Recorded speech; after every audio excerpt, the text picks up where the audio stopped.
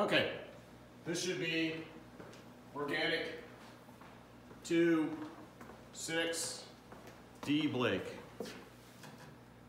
This was 12 and change.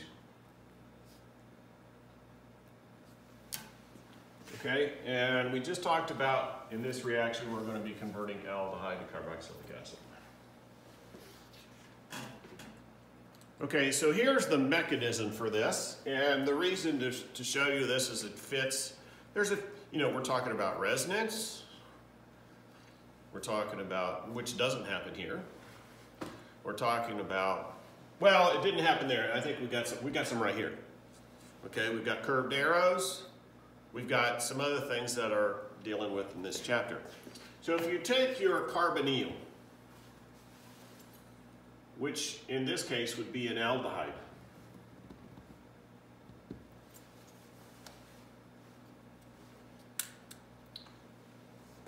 What's going on is here, you've got a resonance. You've got a double bond here, and we can kind of think about the electrons jumping out of this double bond and onto the oxygen, which leaves us with a formal charge of positive here and negative here.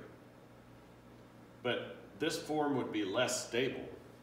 And we can also think about these electrons jumping from lone pair out here back onto double bond and making this form. Now remember, resonance is whatever your particle is, and this is it's got character of both, but it's mostly this one.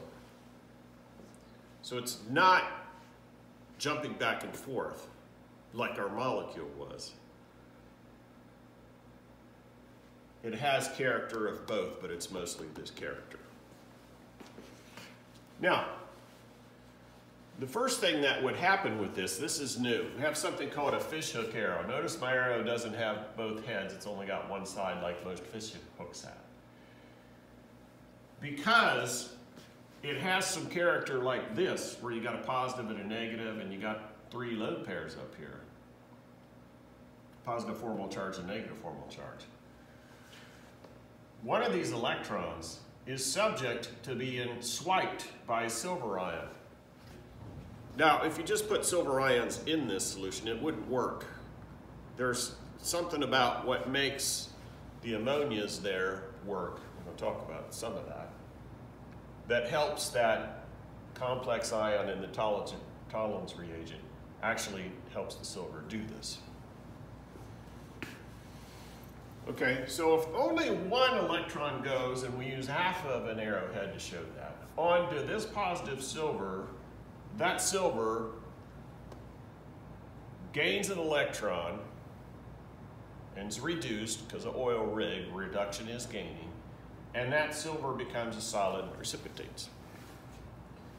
What's left is short an electron, and this is called a radical. Maybe you've heard of free radicals. Once that happens, this negative formal charge up here is gone, but you still have the positive one down here. Aha. We've got all this happening in basic solution, and this is handy for a couple of steps here. So that hydroxide can swoop in, and it wants a hydrogen among other things.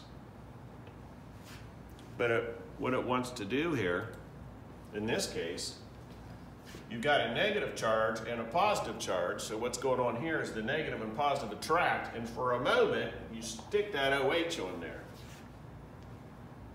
And this is what you end up with. This is very unstable, though. So that hydrogen will jump up here. Notice I didn't use a curved arrow. The curved arrows represent electrons jumping around. So I'm using red for my curved arrows. Now the hydrogen atom actually makes the jump off of here and onto there. But once you're done with that, that hydrogen left its electron, or left one electron behind. It took its electron and stuck it there. So now I have that other electron from the carbon, which is sticking here.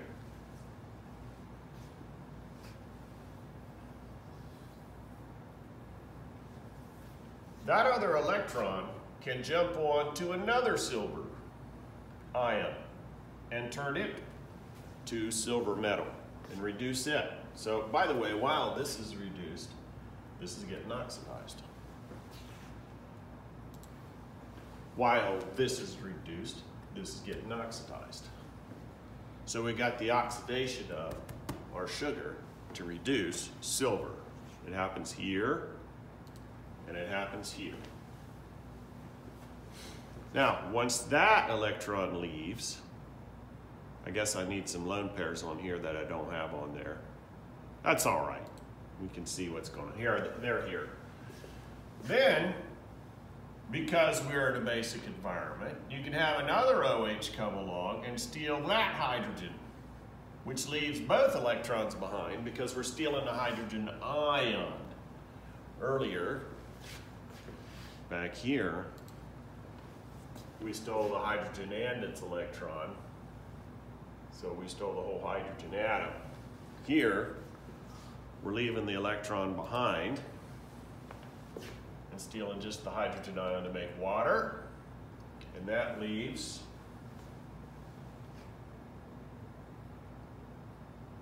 well, I skipped a step in here. That leaves 3 lone pairs, but one of those lone pairs jumps back in with a curved arrow, and this is what you end up with. And we've done enough of that. You should be okay. And by now you should have done week 2.6a and 2.6b.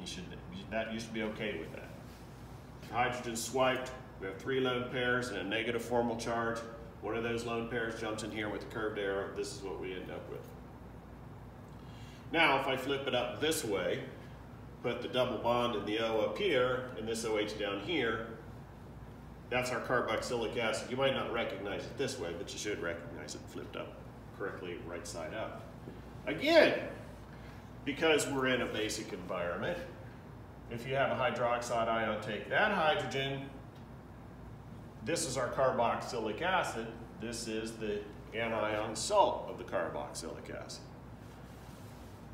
And we call this ion, when it comes from glucose, after we produce it, a gluconate ion.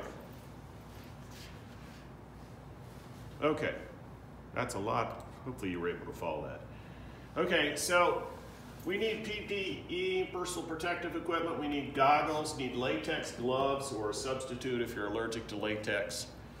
Nothing in here is really going to get on your hands and kill you or anything.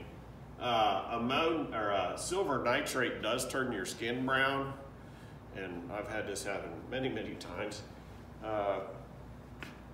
And it would take a few days to wear off, so you'd have a big stain on your hands, or on your clothes perhaps, but more so on your skin.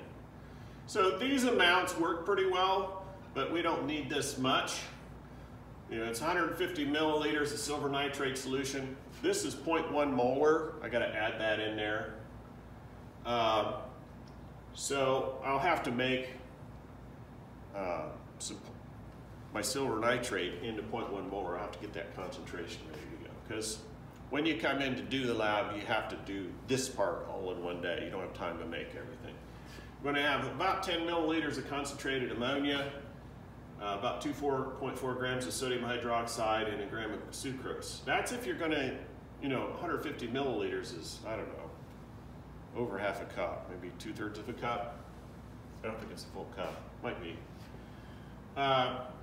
We don't need that much. So we're going to divide those roughly by about 0.6, and we're going to use about these amounts. So there's a process for putting those together, and that process is as follows. Remember, reminding you here, when the tollens and reagents were done, pour those back together, and let's dilute that down with dilute acid, and that'll take the basic, neutralize that solution. It'll remove the base, and it'll shut the tollens reagent down. Because what happens if you leave it, it makes silver nitrate. So we're going to start with 25 milliliters of silver nitrate. We're going to add some ammonia, then you're going to stir it. Hopefully it'll clear up. It'll go kind of brown there a little bit. And then we're going to add some NaOH, which will probably make it brown again. And if it's not clearing up, we may have to add more ammonia, because once we're in a clear solution, you need it to be clear solution and not in precipitate, because we need this guy, this Tollens reagent, to be dissolved. If once you get that all dissolved and there's no precipitate in there, you've got this reagent in solution. And then we'll add our dextrose. We're going to shake this. When you shake it, by the way,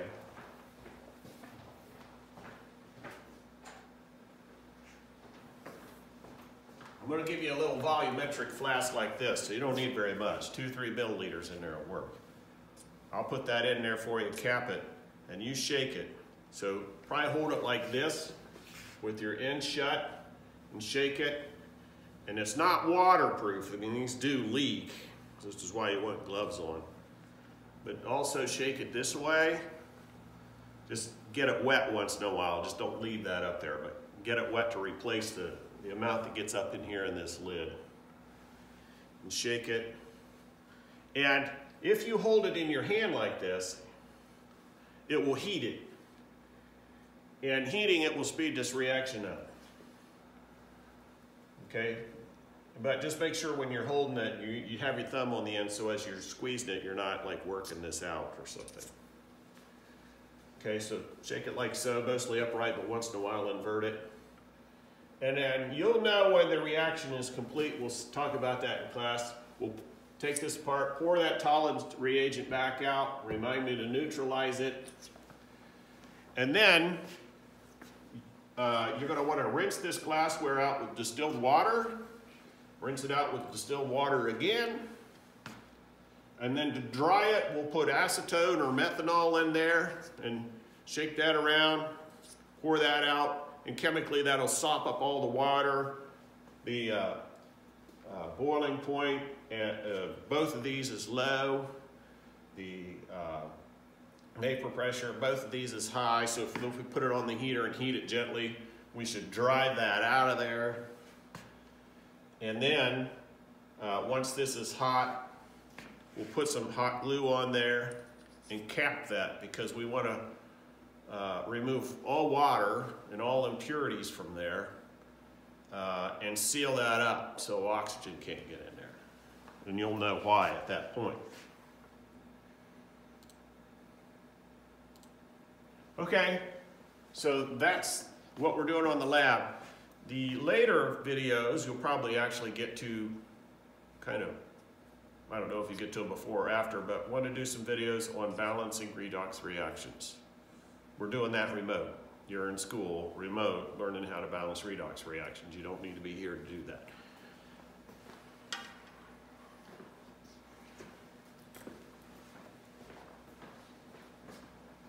Oh, by the way, find your chemistry book, because we'll get our redox examples out of there, not the organic one, but the old chemistry book, the black one.